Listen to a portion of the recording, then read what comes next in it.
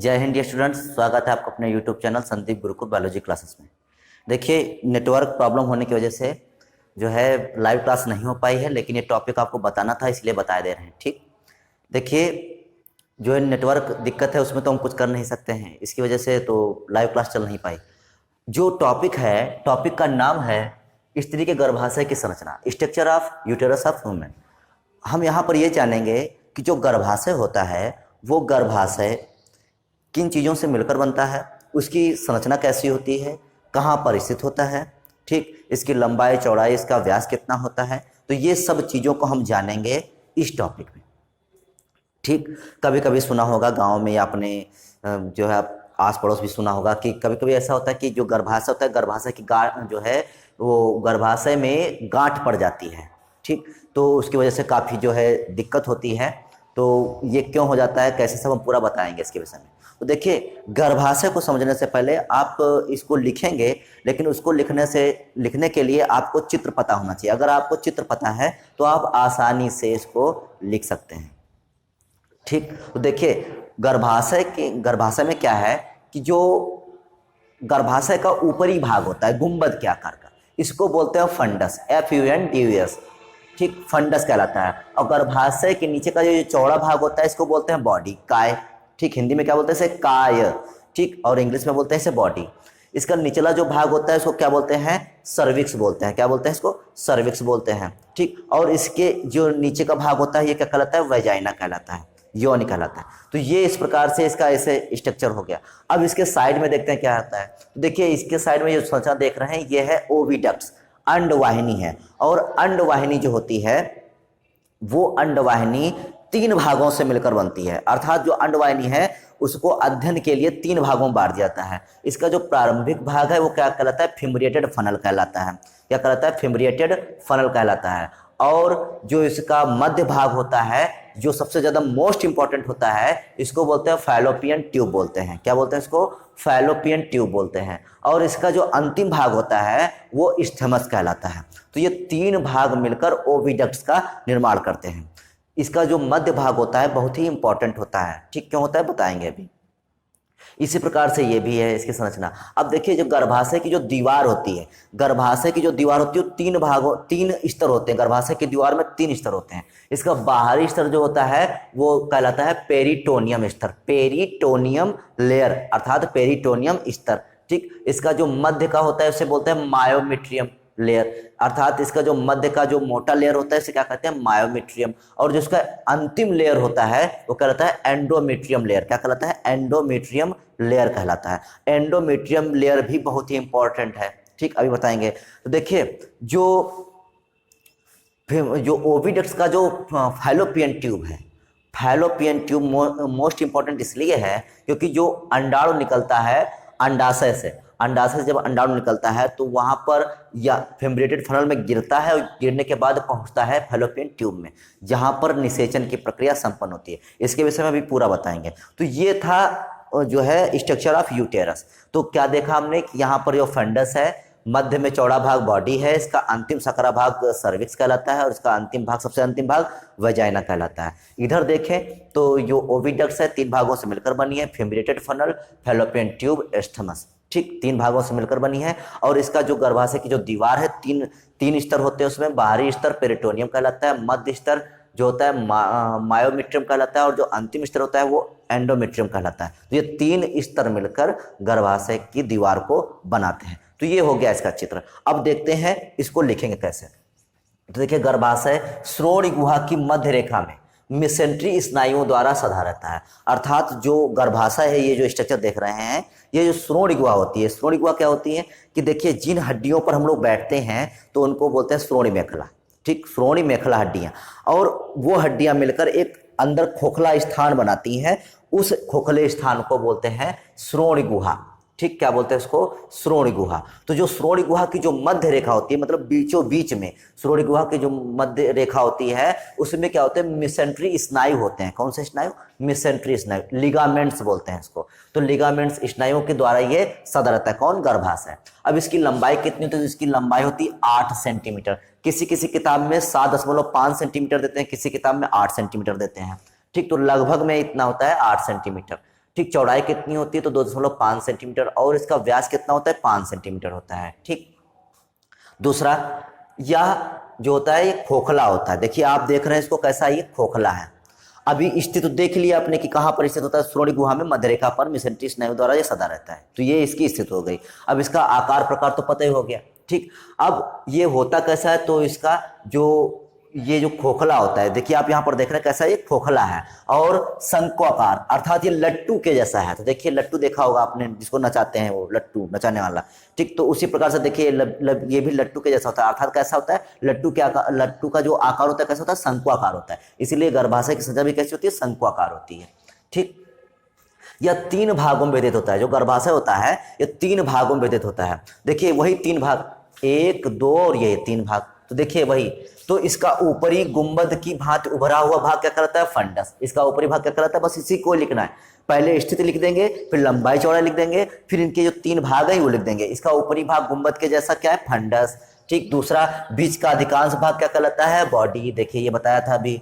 इसका सबसे निचला भाग सकरा भाग जो होता है वो क्या कहलाता है, ग्रीवा, सर्विक्स कहलाता है। क्या कहलाता है, ये देखिए ये सकरा भाग क्या कहलाता है, सर्विक्स कहलाता है। ठीक, अब आगे देखिए, तो ये 3 भाग को हमने लिख दिया। अब आगे देखते हैं फंडस तथा बॉडी, अर्थात देखिए ये हिस्सा पूरा बॉडी कहलाता है, ये इसका फंडस कहलाता है। यहाँ पर ये दोनों, जहाँ पर एक स्थान है जहाँ पर दोनों देखिए दोनों मिलते हैं, तो यहाँ पर क्या है, तो फंडस और बॉडी के संगम स्थान पर, जहाँ पर ये दोनों फंडस और बॉडी का जहाँ पर ये दोनों स्थान मिलते हैं, ठीक, स्थान के कोणों पर अंडवाहिनियां खुलती हैं। तो देखिए जो ये अंडवाहिनी आई है ये यहाँ पर खुल रही है, और जो ये अंडवाहिनी आई है यहाँ पर खुल रही है, तो अंडवाहिनियां खुलती हैं। गर्भाशय की दीवार के मुख्य 3 स्तर होते हैं, अभी आपको बताया था। तो पहले यहाँ पर बता दिया कि ये 3 स्तर होते हैं, फंडस, बॉडी और सिर्विक्स। ठीक, अब इसके ओविडक्ट्स से बताया कि ओविडक्ट्स यहाँ पर कहाँ पर खुलती हैं, तो जहाँ पर बॉडी और फंडस मिलता है वहां पर क्या खुलता है, ओविडक्ट्स खुलती हैं। ये ओविडक्ट्स यहाँ से आई, देखिए यहाँ पर एक आकर खुल गई आकर। ठीक, अब गर्भाशय की दीवार के विषय में बताएंगे। तो गर्भाशय की दीवार में मुख्य 3 स्तर होते हैं। बाह्य स्तर, सबसे बाहरी स्तर क्या कहलाता है, पेरिटोनियम। मध्य स्तर क्या कहलाता है, मायोमेट्रियम। और अंतिम स्तर क्या कहलाता है, एंडोमेट्रियम। तो ये 3 स्तर कहलाते हैं। ठीक, तो ये लिख देंगे। तो देखिए सबसे पहले हमने क्या लिखा यहाँ पर, सबसे पहले हमने लिखा कि ये स्थित कहाँ पर होता है। फिर उसके बाद इसमें लिखा हमने कि इसका आकार प्रकार कितना है, लंबाई चौड़ाई कितनी है। फिर उसके बाद हमने लिखा कि जो ये दिखता कैसा, तो ये खोखला होता है, शंक्वाकार होता है। फिर उसके बाद बताया कि ये 3 भागों में बटा होता है। ये तीनों भाग लिख दिए कि उसका ऊपरी भाग कैसा है, मध्य भाग कैसा है और अंतिम भाग कैसा है। ठीक, लिखने के बाद फिर इसके तीनों के स्तर बता दिए कि तीनों स्तर कैसे होते हैं, बाह्य स्तर क्या है, मध्य स्तर क्या है और अंतिम स्तर क्या है। तो ये सब चीजें लिखने के बाद हमारा ये कंप्लीट हो जाता है। अब देखिए, अब आपको बताएं कि जो गर्भाशय है, तो गर्भाशय में अभी आपको बताया था कि जो ओविडक्ट्स है 3 भागों से मिलकर बनती है। इसका अगला भाग जो देख रहे हैं ये झालरदार कीप होता है, इसको बोलते हैं झालरदार कीप हिंदी में। और झालरदार कीप मतलब कीप जैसा होता है। ठीक, और इसको बोलते हैं क्या इंग्लिश में, फेम्ब्रेटेड फनल। इसका मध्य भाग फैलोपियन ट्यूब और अंतिम भाग क्या है, स्टमस है। तो ये ओविडक्ट्स 3 चीजों से मिलकर बनती है। ठीक, अब फेम्ब्रेटेड फनल में क्या होता है, तो देखिए अंडाशय, ओवरी की संरचना आप पिछले वीडियो में पढ़ ही चुके हैं। तो जो ओवरी होती है, ओवरी में क्या होता है कि ओवरी में अंडाणुओं का निर्माण होता है, ग्रेफिन पुटिका का निर्माण होता है, आप पिछले वीडियो में पढ़ चुके हैं। तो ये अंडाणु बनता है यहाँ पर, और अंडाणु बनने के बाद देखिए ये जो अंडाशय होता है, अंडाशय की बाहरी सतह पर उभर आता है, ऐसे ऐसे उभर आता है। उभरने के बाद फिर ये क्या करता है, फेम्ब्रेटेड फनल में जाकर गिर जाता है। और ये झालरदार, ये बहुत ही रोम होते हैं, बहुत जैसे रोम नहीं, बिल्कुल आपने देखा होगा टेडी बियर वगैरह, तो देखिए कितना जो है मुलायम सॉफ्ट होते हैं, उसी प्रकार से ये भी होता है, बहुत मुलायम, बहुत सॉफ्ट होता है, ताकि जो अंडाणु ओवरी से बाहर निकले, जो एग है वो ओवरी से बाहर निकले और फेम्ब्रेटेड फनल में गिरे, तो जो है अंडाणु नष्ट ना हो, अर्थात अंडाणु को कोई नुकसान ना पहुंचे। इसीलिए ये बहुत ही मुलायम और सॉफ्ट होती है। अब देखिए अंडाणु यहाँ पर गिरा फेम्ब्रेटेड फनल में। अब फेम्ब्रेटेड फनल में गिरने के बाद धीरे धीरे क्या होता है, ये अंडाणु पहुंच जाता है फैलोपियन ट्यूब में। फैलोपियन ट्यूब में यहाँ पर ये रुका रहता है। अब देखिए यहाँ से क्या होता है, वजाइना से होते हुए बहुत ढेर सारे अरबों खरबों की संख्या में स्पर्म जो है पहुंचते हैं कहाँ, धीरे धीरे ये कहाँ ऐसे पहुंच जाते हैं, ये स्पर्म यहाँ पर पहुंच जाते हैं अंडाणु के पास। अब देखिए 2 ओवरी है, इधर भी तो रिलीज होगा, इधर भी तो रिलीज होगा। ये तो देखिए ये इधर भी अंडाणु रिलीज होगा, इधर भी अंडाणु रिलीज होगा। अब जो स्पर्म आएगा तो स्पर्म को कोई रास्ता तो पता नहीं होता कि किधर हमको जाना है, तो स्पर्म इधर भी जा सकते हैं और जो स्पर्म है वो इधर भी जा सकते हैं। ठीक, ये स्पर्म इधर भी जा सकते हैं, तो ये स्पर्म इसके पास भी जा सकते हैं। ठीक, तो देखिए स्पर्म जैसे ही ओवम के पास अर्थात एग के पास पहुंचेगा, स्पर्म और ओवम आपस में फर्टिलाइज करके क्या बना देंगे, जाइगोट बना देंगे। क्या बना देंगे, जाइगोट बना देंगे। और कहां बनाएंगे, फैलोपियन ट्यूब में बनाएंगे। अर्थात अगर आपसे क्वेश्चन पूछा जाता है, मोस्ट इंपॉर्टेंट क्वेश्चन है कि निषेचन की प्रक्रिया अर्थात नर युग्मक मादा युग्मक अर्थात अंडाणु और शुक्राणु का जो संलयन कहां पर होता है, तो फैलोपियन ट्यूब में होता है। कहां पर होता है, अर्थात निषेचन की प्रक्रिया कहां संपन्न होती है, फैलोपियन ट्यूब में संपन्न होती है। Most important.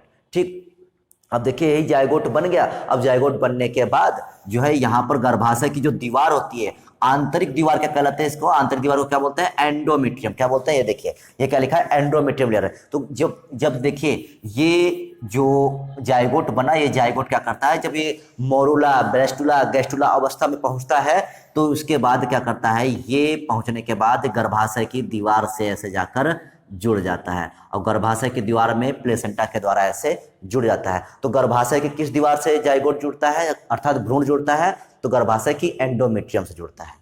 किसके, तो जो गर्भाशय की दीवार कौन सी है, एंडोमेट्रियम। इससे कौन जुड़ता है, तो इससे भ्रूण जुड़ता है।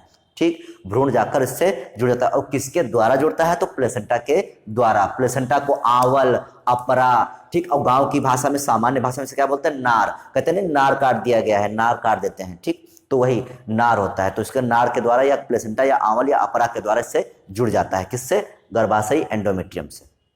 यहाँ पर भ्रूण का डेवलपमेंट चलता रहता है। अब देखिए आप सोच रहे होंगे कि जो स्पर्म इधर गया तो इधर भी एक संतान बननी चाहिए, स्पर्म इधर गया तो इधर भी संतान बननी चाहिए। तो इसके लिए सब कुछ हार्मोन आवश्यक होते हैं। ठीक, प्रोजेस्टेरॉन, ल्यूटिनाइजिंग हार्मोन, एलएसएच हार्मोन, इस प्रकार से बहुत ढेर सारे हार्मोन होते हैं।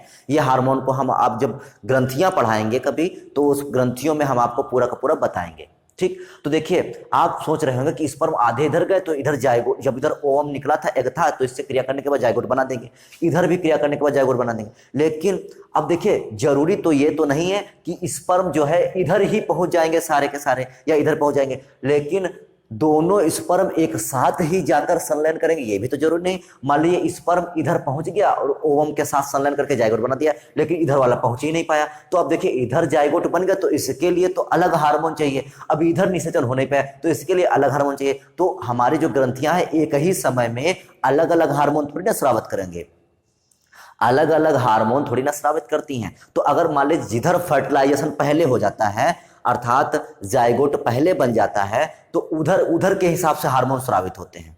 ठीक, अगर मान लीजिए इधर नहीं हो पाया तो इधर का हार्मोन जो है अब फर्टिलाइजेशन की क्रिया नहीं हो पाएगी, इधर वाला सब कुछ नष्ट हो जाएगा। अगर उधर पहले हो गया तो इधर वाला नष्ट हो जाएगा, और अगर इधर बन गया जाइगोट पहले तो वो वाला नष्ट हो जाएगा। क्यों, क्योंकि हार्मोन अलग अलग तो स्रावित नहीं होंगे, हार्मोन तो एक ही स्रावित होंगे।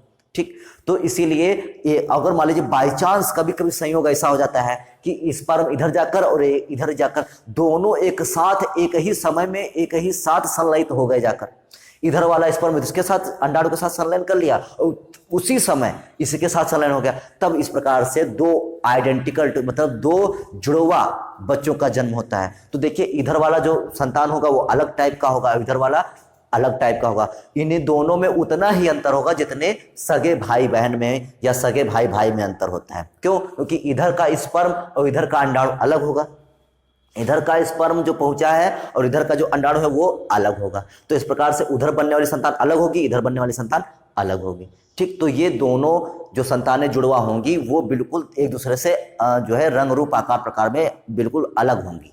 ठीक, क्योंकि अंडाणु अलग है, स्पर्म अलग है, इधर का अंडाणु इधर का स्पर्म अलग है।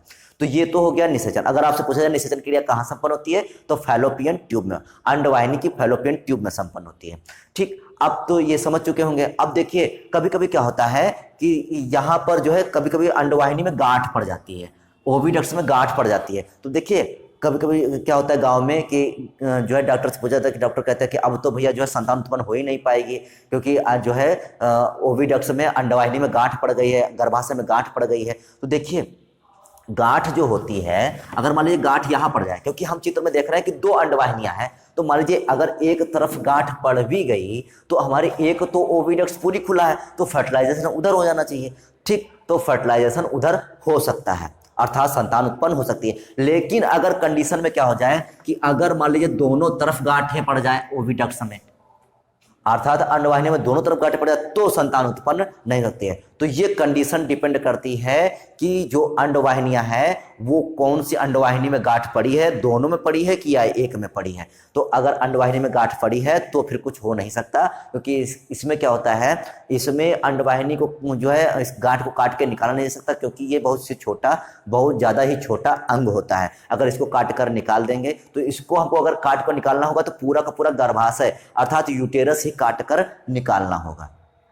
अगर एक ही ओविडक्ट में गांठ है तो दूसरी ओविडक्ट अगर खुला है तो वहां पर संतान उत्पन्न हो सकती है। अगर दोनों ओविडक्ट बंद हैं तो प्रॉब्लम हो जाएगी, तब फिर संतान उत्पन्न नहीं हो पाएगी। फिर केवल एक ही इसका इलाज होता है कि पूरे के पूरे गर्भाशय को ही बाहर निकलवा दिया जाए ऑपरेशन के माध्यम से। तो ये बताया आपको हमने ओविडक्ट्स के विषय में, ओविडक्ट्स के विषय में। और ये पूरी जो प्रोसेस थी ये थी स्ट्रक्चर ऑफ यूटेरस। तो यहाँ पर आपने कुछ क्वेश्चन जान लिए कि जो है निषेचन क्रिया कहाँ संपन्न होती है, तो जो है फैलोपियन ट्यूब में संपन्न होती है। ठीक, और अंडवाहिनी 3 भागों से मिलकर बनती है। जो गर्भाशय इसका ऊपरी भाग क्या कहलाता है, फंडस, इसका मध्य भाग बॉडी और इसका अंतिम भाग सर्विक्स कहलाता है, ग्रीवा कहलाता है। ठीक, तो ये था गर्भाशय की संरचना। ठीक, तो उम्मीद है कि टॉपिक आपको अच्छे समझ में आया होगा। तो आज लाइव क्लास चल नहीं पाई है, कुछ दिन के लिए लाइव क्लास हम बंद कर रहे हैं। ठीक, तो बाकी फिर आपको जल्दी नोटिफिकेशन डाल देंगे कि जब भी शुरू करेंगे। तो आज के लिए केवल इतना ही, बाकी नेक्स्ट वीडियो में, तब तक के लिए जय हिंद।